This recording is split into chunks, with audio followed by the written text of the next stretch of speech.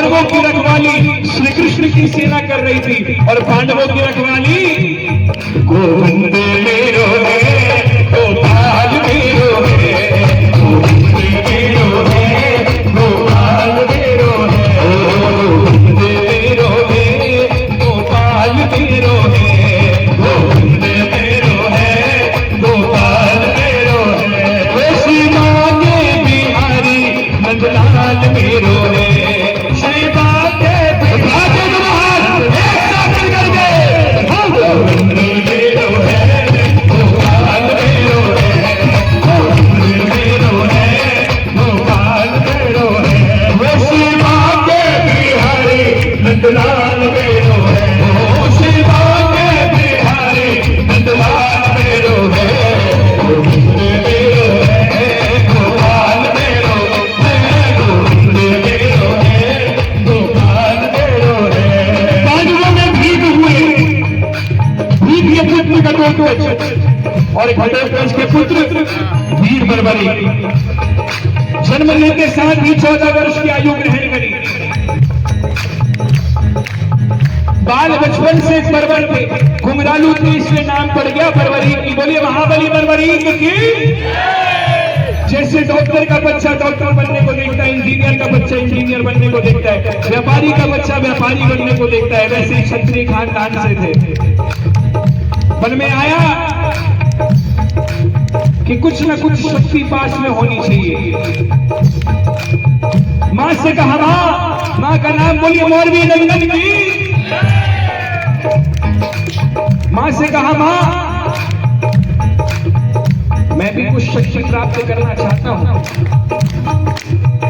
मां ने कहा, बेटा शक्ति प्राप्त करनी है तो शक्ति के बिना शिव अधूरे, शिव के बिना शक्ति अधूरी। निकल पड़े बर्बरी, बोले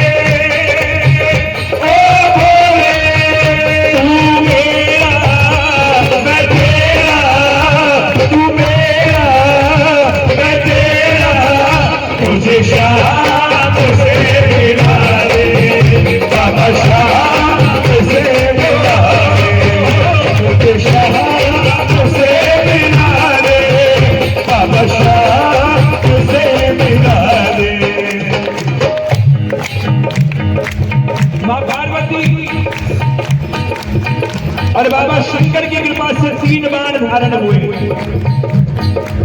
जिन 3 बाणों में पूरे तीनों लोगों की शक्ति समाई हुई थी।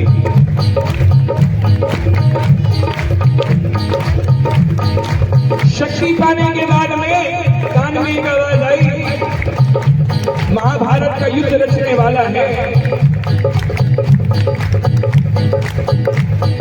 अब मां से कहा, देखो जब धन आता है तो खर्चने का मन करता है, और जब शक्ति आती है तो इस्तेमाल करने का मन आता है। शक्ति प्राप्त करने के बाद में बर्बरी मां से कहा, मां मैं भी उस महाभारत के युद्ध में अपनी सहभागी जताना चाहता हूं। आइए अवश्य रहनी चाहिए। मां ने कहा, किसका साथ दोगे बेटा? मां ये बात जानती थी कि कौरवों के पास में श्री कृष्ण की सेना है, पांडव भी कमजोर ना पड़ जाए, इसलिए मां ने वचन ले लिया, बेटा जो हारेगा तो उसका साथ देगा। और दूसरा वचन जो श्री कृष्ण ने माता मौलवी के मुख से निकलवाया, बताया कि रस्ते में कोई मुझसे कुछ भी मांग लेगा तो इनकार नहीं करेगा। ये वचन देकर के बर्बरीक महाभारत में उस युद्ध के लिए निकल गए जैसे हमारी माँ शेर की सवारी करती है।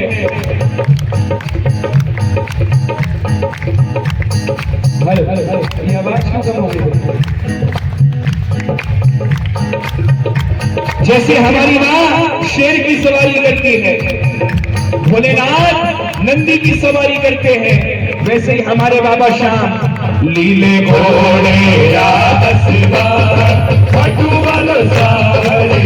लीले घोड़े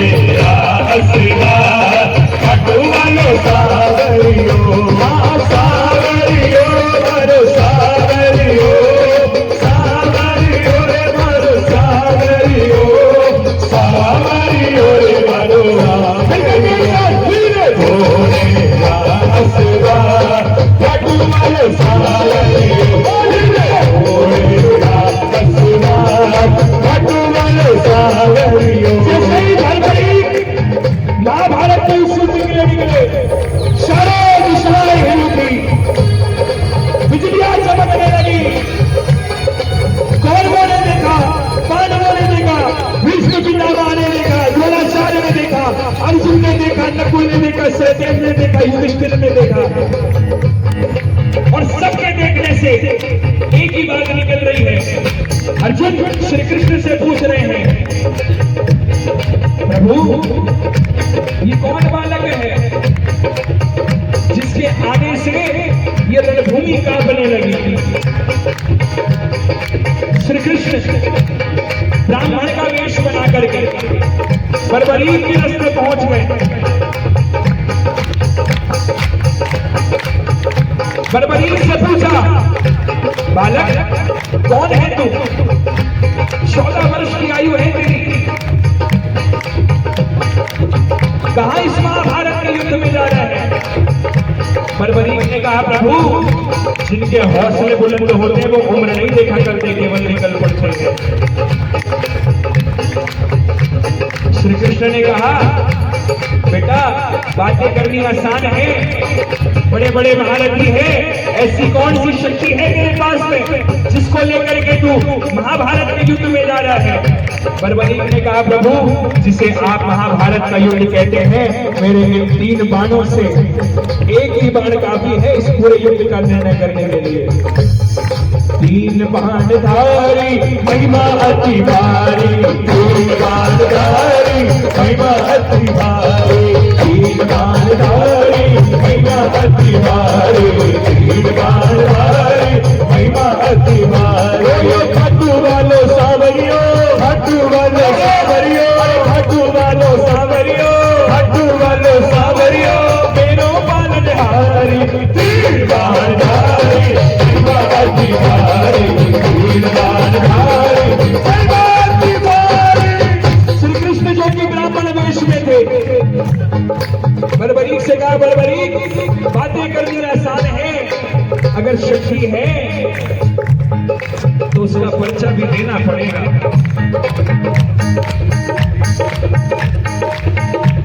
बर्बरीक ने कहा, प्रभु बताइए मुझे करना क्या है? सामने पीपल का पेड़ देखा, गुरुदेव का ध्यान किया, चढ़ाया प्रतीक्षा पर बाण और बाण छोड़ दिया उस पीपल के पेड़ पर। वो एक बाण सारे पीपल के पत्तों को छेद करके ब्राह्मण के पैर के ऊपर आकर के घूमने लगा। बर्बरीक ने कहा, प्रभु पैर हटाइए, एक पत्ता आपके पैर के नीचे है। ब्राह्मण देवता समझ गए, अगर ये युद्ध में चले गया तो एक एक को ढूंढ ढूंढ करके मारेगा। ब्राह्मण देवता समझ गए, अगर ये युद्ध में चले गया तो एक एक को ढूंढ ढूंढ करके मारेगा। सवाल कर दिया, बर्बरीक बताओ किसका साथ लोगे युद्ध में? बर्बरीक ने कहा, प्रभु मैं अपनी मां को वचन देकर के आया हूं, जो हारेगा उसको जिताऊंगा। ब्राह्मण देवता ने कहा, ऐसा कैसा वचन दे दिया कि जो हारेगा उसको जिताऊंगा? अगर तू कौरवों की तरफ हो जाएगा तो पांडव हारने लग जाएंगे, और तू पांडवों की तरफ होगा तो कौरव हारने लग जाएंगे। ऐसे तो युद्ध का निर्णय नहीं निकलेगा। बर्बरी के नतमस्तक होकर के कहा, प्रभु मेरा मार्गदर्शन कीजिए, मुझे करना क्या है। ब्राह्मण देवता के श्रीमुख से आवाज आई, बर्बरी इस पूरी सृष्टि के कल्याण के लिए एक शीशदान की आवश्यकता है, और वो शीशदान किसी 3 महारथियों में से एक महारथी का ले सकता हूं, या तो श्री कृष्ण का, या तो अर्जुन का, या फिर बर्बरी तुम्हारा। श्री कृष्ण से शीशदान इसलिए नहीं मांग सकता क्योंकि उनको युद्ध रचना है,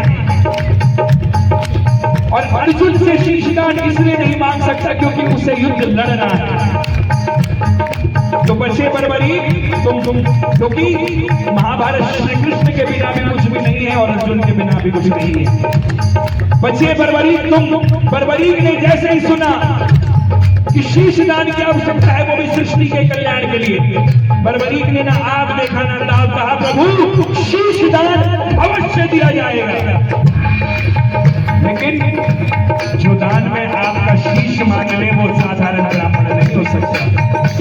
आप अपने असली रूप में आइए। तो मेरे मोर मुकुट बंसी वाले ने अपना विराट रूप दिखाया। यदा यदा हि धर्मस्य ग्लानिर्भवति भारत अभ्युत्थानामधर्मस्य तदात्मानं सृजाम्यहम्। मांगा शीश का दान मुरली वाले रे, अरे मांगा शीश का दान मुरली वाले रे, दे दिया शीश का दान काटो वाले रे, दे दिया शीश का दान काटो वाले रे, दे दिया शीश का दान काटो वाले रे, दे दिया शीश का दान काटो वाले रे। शीश दान के पूर्व वो 14 साल का बालक भी जानता था, दानवीर शूरवीर से ज्यादा दानवीर की अहमियत होती है। चाहता तो अपने एक बाण से पूरे महाभारत के युद्ध का निर्णय कर सकता था, लेकिन वो जानता था दानवीर की अहमियत ज्यादा है। शीशदान के बाद में श्री कृष्ण ने बर्बरी से पूछा, बर्बरी कोई इच्छा है तो बताओ। बर्बरी के शीश से आवाज आई, प्रभु मैं योद्धा हूँ, युद्ध लड़ने आया था, अब तो नहीं लड़ सकता, लेकिन युद्ध देखने की इच्छा जरूर रखता हूँ। बर्बरी के शीश को अमृत पान करा करके एक ऊंची चोटी पर रखा गया, जहां से पूरे महाभारत के युद्ध का निर्देशन हो सकता था। अंत में क्या हुआ?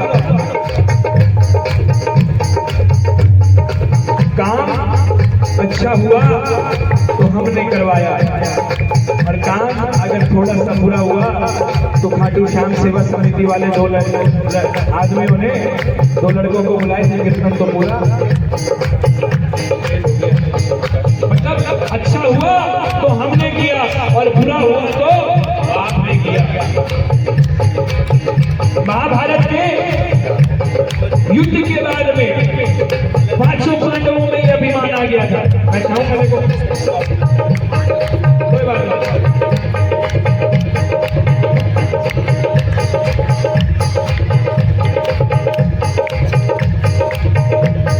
महाभारत के युद्ध के लिए आप सबको मालूम है।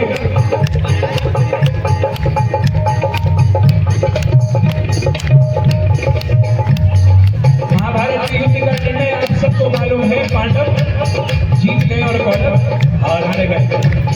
अब क्या हुआ?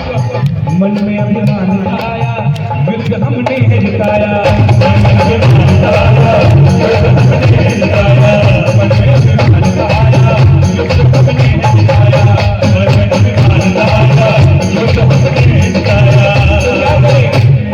चलो चले मुरली वाले के पास, चलो चले मुरली वाले के पास। श्री कृष्ण के पास में पहुंच गए। युधिष्ठिर ने कहा मेरे मार्गदर्शन ने जिताया, अर्जुन ने कहा मेरे बाणों ने जिताया, भीम ने कहा मेरी गदा ने जिताया, नकुल सहदेव ने कहा मेरे पराक्रम ने जिताया। अब इस बात का निर्णय कौन करे? चलो चले मुरली वाले के पास, चलो चले मुरली वाले के पास। मानव अभिमान के होकर के मुरली वाले के पास में चले गए। मुरली वाले ने कहा हे पांडवों, कैसी बात कर रहे हो?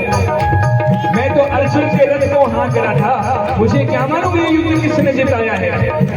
लेकिन एक है जिसने इस पूरे युद्ध को देखा है। चलो चले उस शीश के पास, चलो चले उस शीश के पास, वो जाकर करेंगे उसको अरदास, जाकर करेंगे उसको अरदास। चलो चले चले चले चले चले शीश के पास, चलो चले उस शीश के पास। 500 पांडवों को लेकर के श्री कृष्ण बर्बरीक के उस शीश के पास में पहुंच गए और बर्बरीक से अरदास लगाई, हे बर्बरीक, हे महायोगी, हे महारथी, बताओ ये युद्ध किसने जिताया है? बर्बरीक के शीश से आवाज आई, हे पांडवों, इस बात का अभिमान करते हो क्योंकि युद्ध में मारने वाला भीख नहीं था और मरने वाला भीख नहीं। श्री कृष्ण का सुदर्शन चक्र घूम रहा था, मां काली दुष्टों का खून पी रही थी। इससे ज्यादा मैंने महाभारत के युद्ध में कुछ नहीं देखा। मोर मुकुट बंसी वाले को ये बात इतनी पसंद आ गई कि वरदान दे दिया। एक जो सबसे महत्वपूर्ण बात बर्बरीक ने कही, अर्जुन आपको लगता है कि आपने महाभारत के युद्ध को जिताया है। शक्तिशाली आप नहीं, कर्ण थे। आप बाण चलाते थे तो भी कर्ण करत 2 कदम पीछे जाता था, और कर्ण बाण चलाते थे तो भी आप करत 2 कदम पीछे जाता था। आपकी विजय किसने निश्चित हुई? क्योंकि आपके पलड़े में मुरली वाला बैठा था। ये बात इतनी पसंद आ गई कि वरदान ने दिया, हे बर्बरीक, तुम्हारे इस शीश को मैं अमृत पहले ही पिला चुका हूं। जैसे जैसे कलयुग बढ़ेगा मेरी 16 की 16 कलाएं तुम्हारे इस शीश पर विराजमान हो जाएगी, और कोई कलयुग में श्याम नाम पुकारेगा तो उसकी रक्षा में मुरली वाला श्याम नहीं तो खाटू वाला। और ये खाटू ये वही बाबा श्याम है, वही हारे के सहारे हैं। हाँ, और एक वरदान और दिया, बर्बरीक अगर कोई हार कर पहली बार तेरी चौखट पर तेरी कहानी सुन करके आ जाएगा तो तूने जो अपनी मां को वचन दिया है जो हारेगा मैं उसका साथ दूंगा, तो वो तेरे दरबार पर आएगा तो हार करके लेकिन जाएगा जीत कर। बोलिए सच्चे दरबार की। तूने जो अपनी मां को वचन दिया था कि मुझसे कोई कुछ भी मांग लेगा तो मैं इनकार नहीं करूंगा, तेरे दरबार पर अगर कोई आ जाएगा तो अपनी औकात से 10 गुना नहीं 100 गुना लेकर के जाएगा। ये वही बाबा श्याम है, ये वही हारे के सहारे हैं, ये वही शीश के दानी है, कलयुग के अवतार है, भक्तों के पालनहार है, जो आपके चारागांव शहर में आज दोबारा आए हैं। आओ मिलकर के स्वागत करते हुए तालियां बजा करके एक साथ